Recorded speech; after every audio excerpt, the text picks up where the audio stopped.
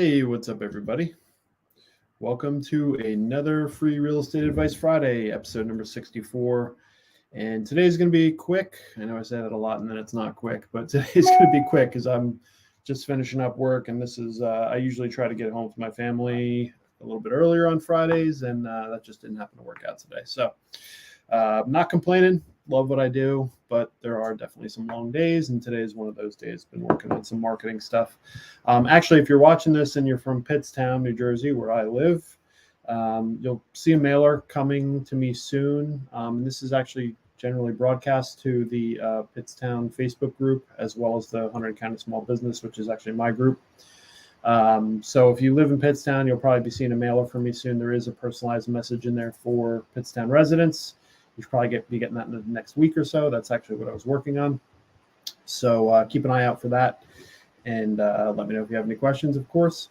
But yeah, quick updates. I mean, there's not a whole lot to report these days. Nothing has really changed over the past few weeks. I think, we would generally say this is the spring market that's arrived. But we're not really seeing that influx of inventory that I think everyone was kind of hoping for.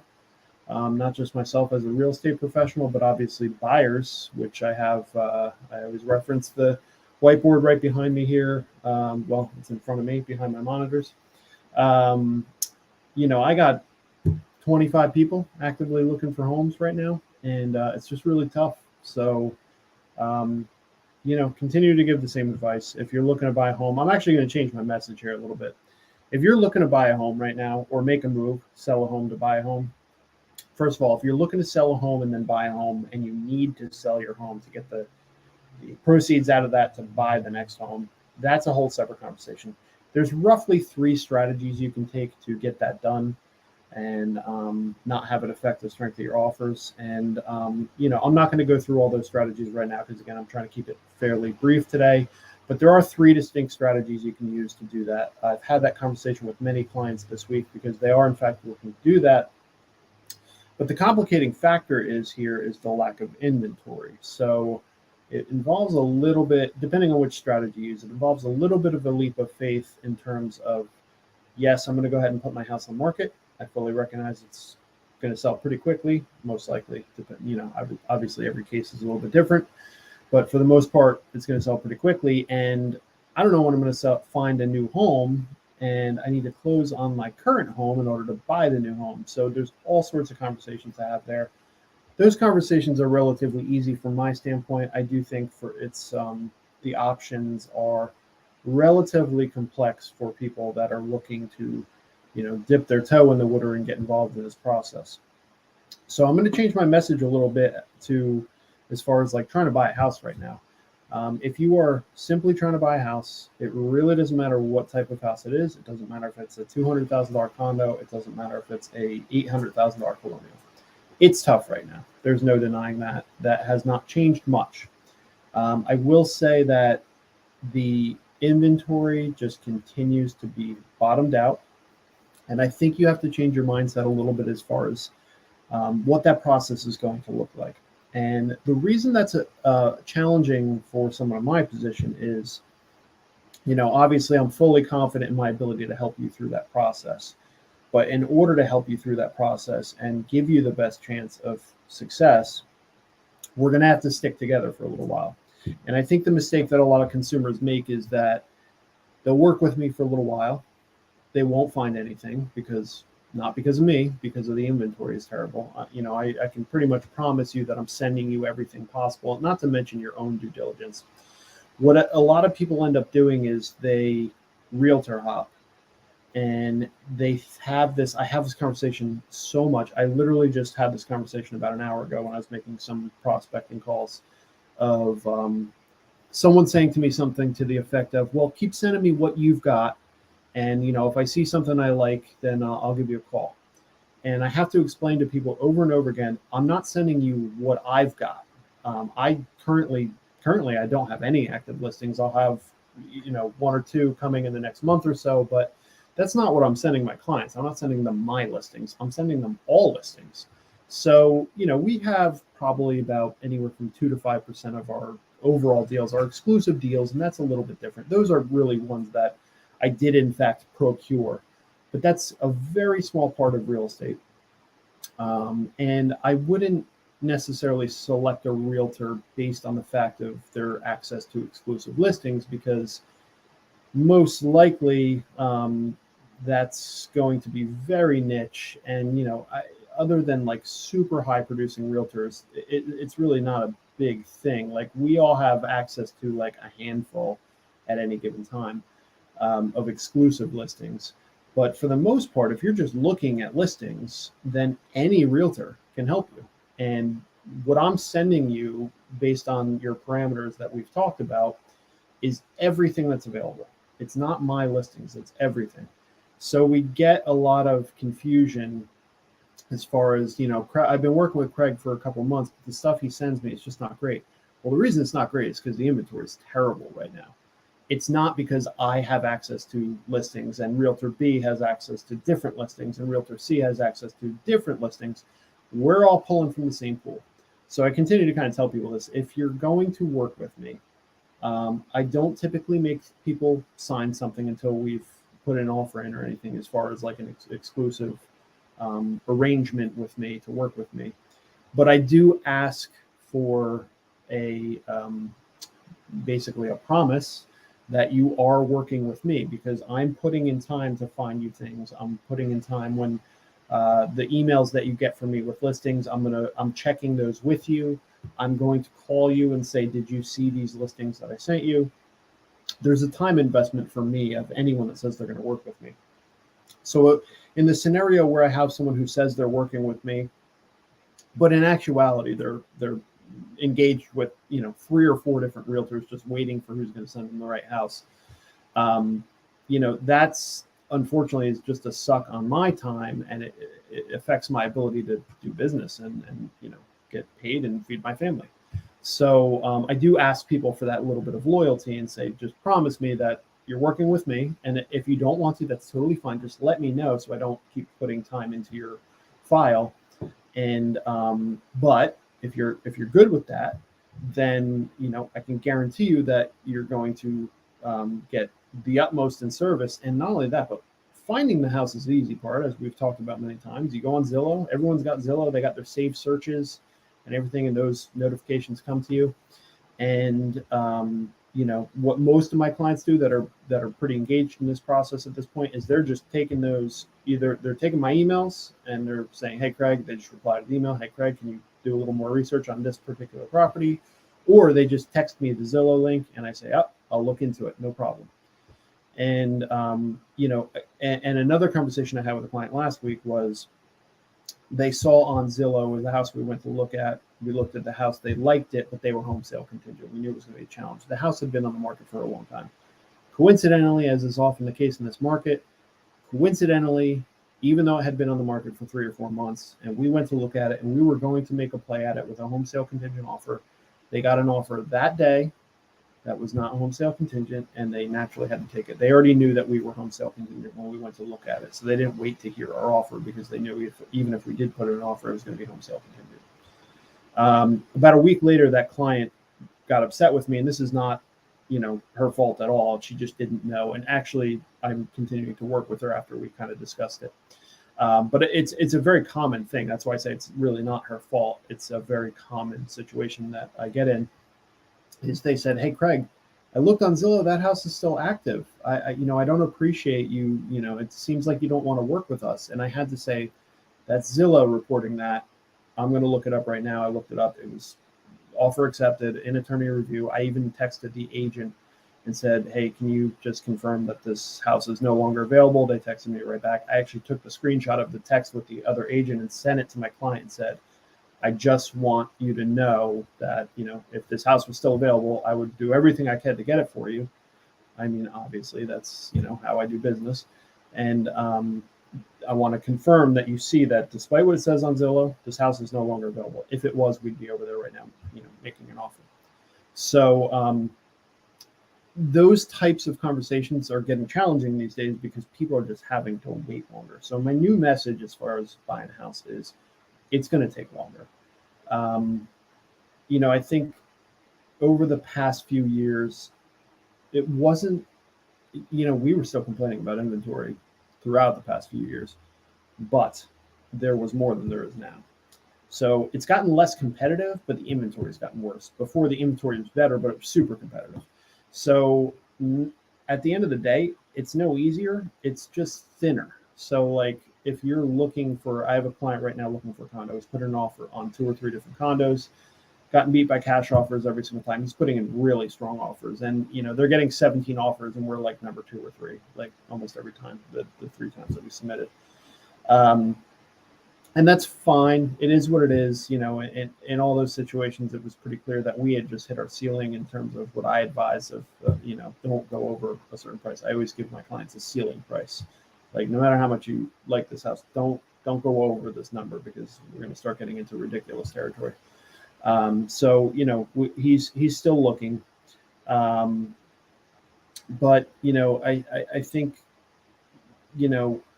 we went through this process where we had 3 of them that we were pretty interested in over, a 2-week period. And after the 2 weeks, we didn't get any of the 3. And now he's waiting because there's nothing available right now. So it gets quiet. And in order, this is when it gets challenging for both myself and the client, because we have to keep in touch. I have to make sure that we're still working together. It's really hard on everyone. It's hard on me. It's hard on the client. So it's just different now. And I think that I've come to terms with it. Honestly, it's just going to take longer. That does not mean that you can't get a house. The biggest thing, as I'll continue to preach, is that you have to be ready. You can't find the house and then say, oh, there it is. Now we're talking. Now we'll get serious, because it's going to be too late. If you don't have a pre-approval, if you're paying cash and you have a proof of funds, fine. But that's like such a small portion of my clients. But if you're using a mortgage and you haven't done a pre-approval, and then the house pops up and you haven't done that yet, it's going to be a scramble if you can even pull it off. Have we done it? Yes, because I have great lenders and they can turn around a pre-approval pretty fast. In fact, generally, it's not really up to the lender in terms of if we can pull it off. It's usually back to the client, because they're going to need all sorts of paperwork.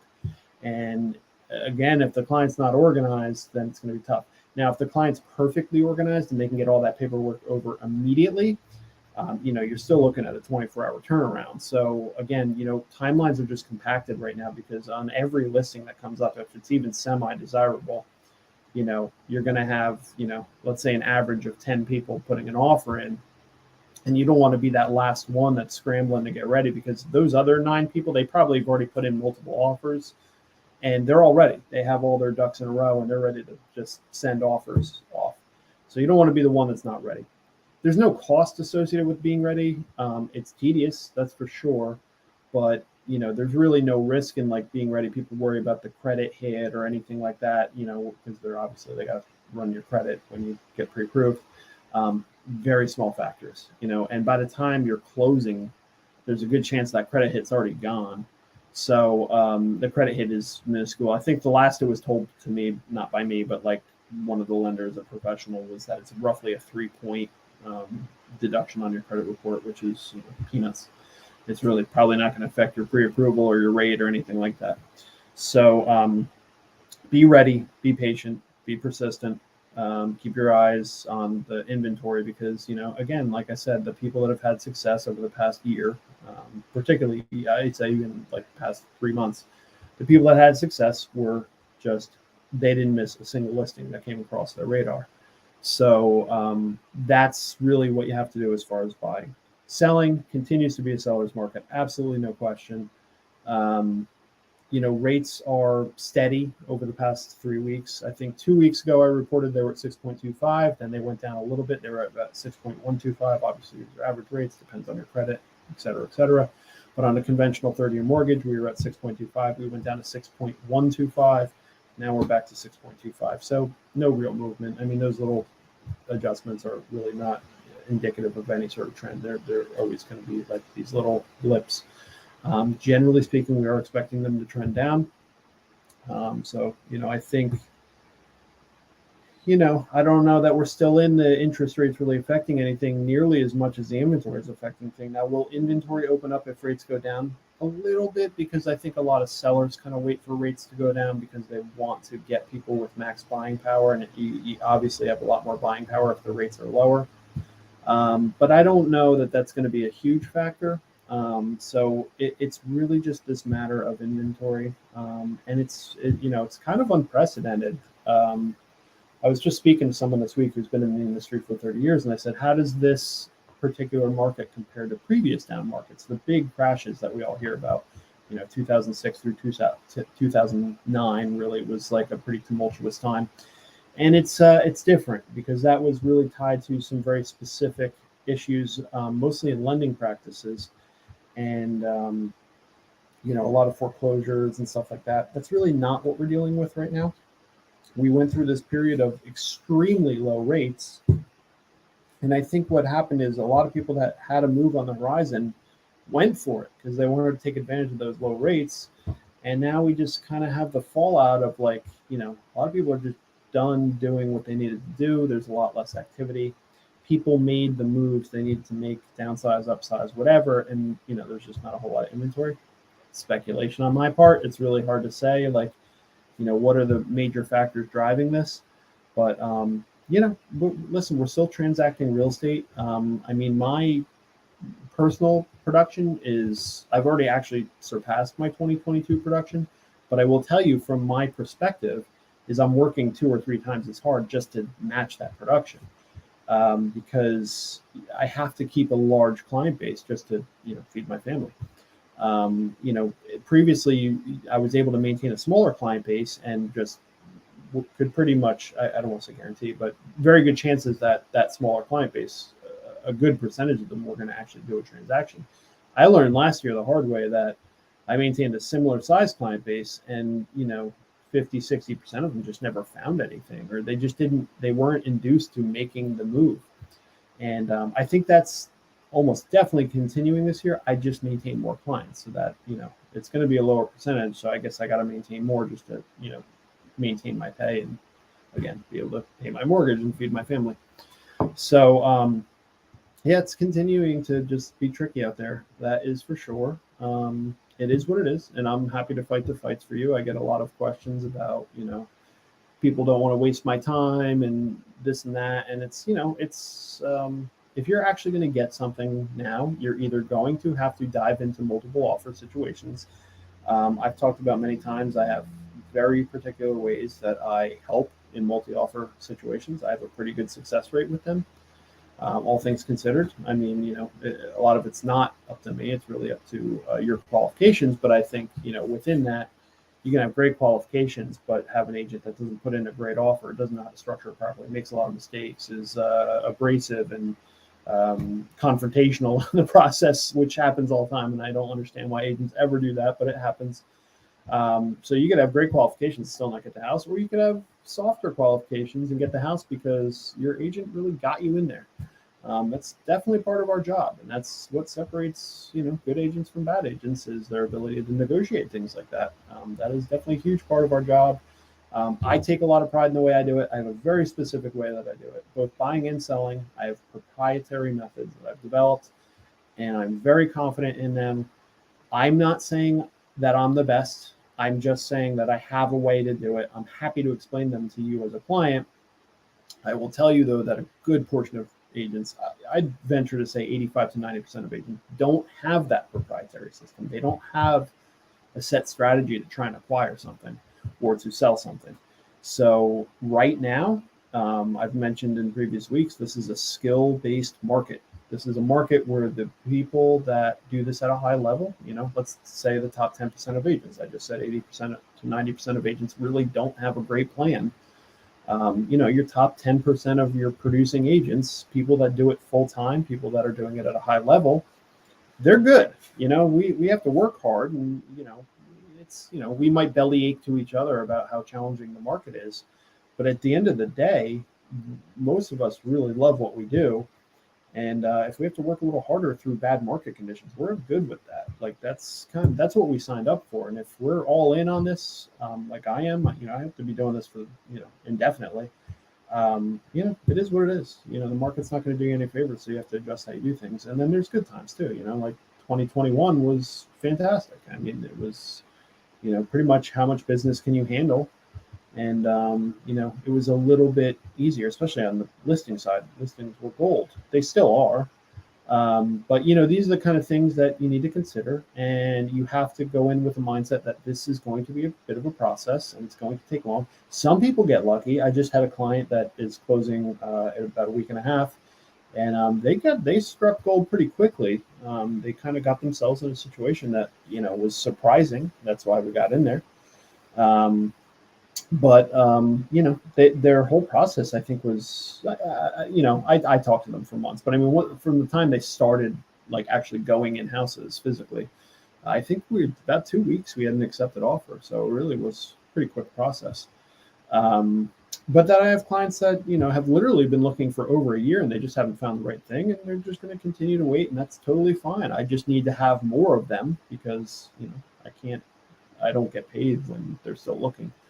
So the process has changed a little bit, and I don't have any indicators yet that it's changing, but eventually it's gonna. I mean, markets don't stay static forever, so things will definitely change. But it's just, I just encourage you to, if it's me, great, fantastic. If it's someone else, just have very deliberate conversations with the people that you're working with, your lender, your realtor,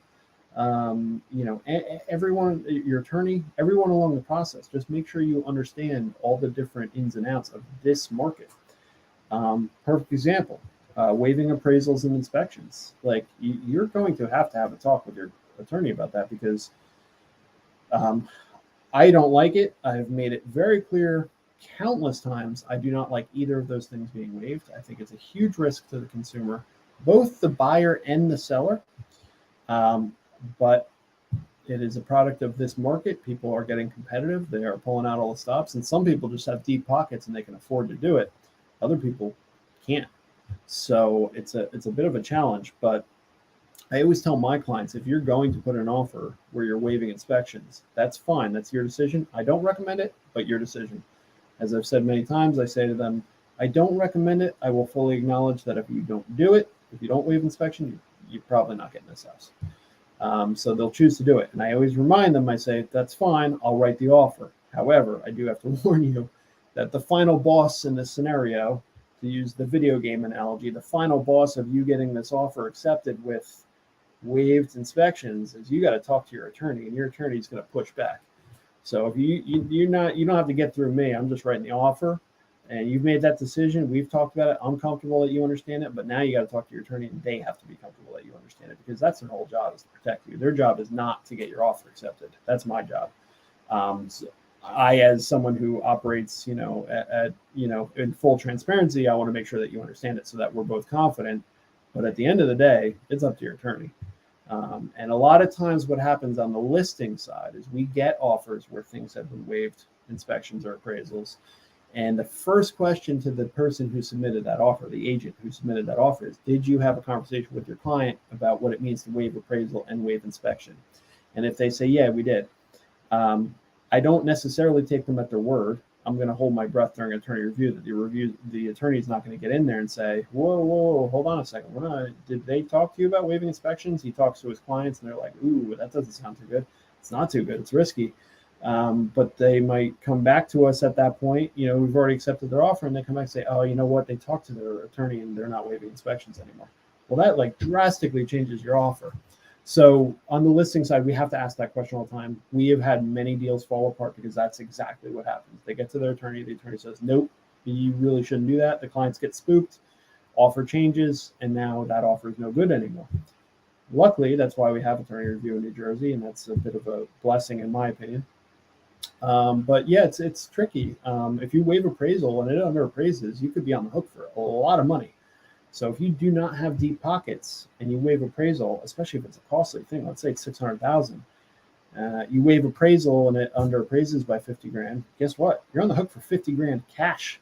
The bank's not going to give you a loan if it underappraises, and you agreed to waive appraisal, the appraisal contingency, meaning you are contractually obligated to come up with that money. So again, this is why me as a buying agent, I'm very clear with my clients. You can do that, but I need to know. On the listing side, on the appraisals, if we get that information, they're waiving appraisal. A lot of times what we're seeing, particularly in certain markets, is the agents are being a little you know, shooting from the hip with this appraisal waiver thing. So what they'll do is they'll just say that it's waiving appraisal because they're just confident it's going to appraise. That is definitely not recommended. That is not how I do business. So again, when I go back to them and I say, hey, this is a $600,000 house, you're putting an offer in for 700, and your clients are only putting 3%, 3.5% down, and you're waiving appraisal. So if you're putting 3.5% down, I'm guessing they don't have a lot of excess funds. So how are you waiving appraisal?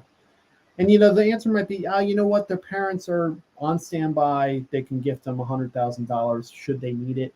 We're hoping it's not necessary, but if it is, we will. That's the route we'll go. All right, that's a somewhat legitimate answer. However, I'd like to see a proof of funds that their parents have $100,000. So, it's these are the types of things that, again, skill-based is like those conversations won't necessarily happen if your agent doesn't necessarily know how to navigate all this. I always kind of mention this, nothing against them, but if you have a part-time agent, they might not have all this information. They might not be as comfortable having these conversations. And that's really why you have to be careful. And that's why we call it a skills-based marketplace, because you have to rely on the skill of the professionals around you. It's just not as easy anymore. So those of us that are trying to operate at a high level, transparency, and get things done, on a daily basis, obviously we've acquired these skills just from experience and education and classes and all that. So my message to buyers is hang in there. It's going to take a while, but you'll get your house if you stay on it and you're ready and you don't have expectations for timelines. You'll be fine. You'll get what you want. Sellers, send me your homes because they are selling like hotcakes. There's just not enough to hit housing demand. So you got a house to sell, you're going to do well. Rates, that's really kind of a non-variable over the past few months. Hopefully they go down.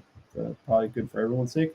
But if rates go down a lot and inventory doesn't improve, it's not going to make really anything better because, even though the rates will be lower, it'll be harder to find a house because you'll probably get a bunch of people back in the game with more money to spend.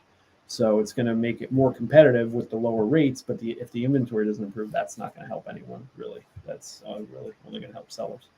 So, it's tricky out there right now. So, I don't want to say it's doom and gloom because I'm still here on a daily basis seeing people purchase real estate. So, it's just going to take longer. So, but I had a closing this week. I had 3 closings last week. I have a closing next week. Real estate's still happening. So, you just have to kind of hang in there and, take that leap of faith like I talked about and hope it all works out. So if you want to go for that ride with me, I'm willing to, be in there with you and go through the process and, just hope for the best. And, I ask for that loyalty of hanging in there with me and not realtor hopping, and we'll get it done eventually. So that's about it. So I will check out at this point. Thank you for those who tuned in last week to my special edition with my daughters. That was fun. If you're watching this on one of the other platforms, YouTube, LinkedIn, or one of the Facebook groups, I didn't blast it out to all my people. I just did a special episode with my daughters. I only did it on my personal Facebook. Listen, if you want to see stuff like that, then go ahead and add me as a friend on Facebook, and you're welcome to see stuff like that. Something I'll probably do again. I've toyed with it before. It's kind of fun. So, and I think when they get a little bit older, it might be a little bit easier to manage. They started getting a little squirrely towards the end, but it was fun, and I appreciate everyone watching even during it or afterwards, and they enjoy it too. I don't know if they fully conceptually understand what's happening, but they still, they watch enough TikTok and whatnot to kind of understand how it works. So Actually, after we finished that episode, I left the room and still had the camera and microphone set up. And actually, they came in and like set up all their stuffed dolls in the chairs we were sitting in. Like I think they were doing like their own fake broadcast. So it's pretty funny. They have some concept of what's going on, but they're 4 and 6. I mean, they don't fully understand it. So, but that's pretty much it for this week. And hope you're all doing well. We'll continue to keep an eye on things, and I'll keep you posted of what's going on. If you have any questions, hit me up at the number here. Text or phone call is fine. Email any of the platforms that you see me on. You can comment or send me a direct message. Anything works. All right. So hope you're all doing well, staying healthy, enjoying the warm weather, and I'll see you out there. Have a great weekend. Take care.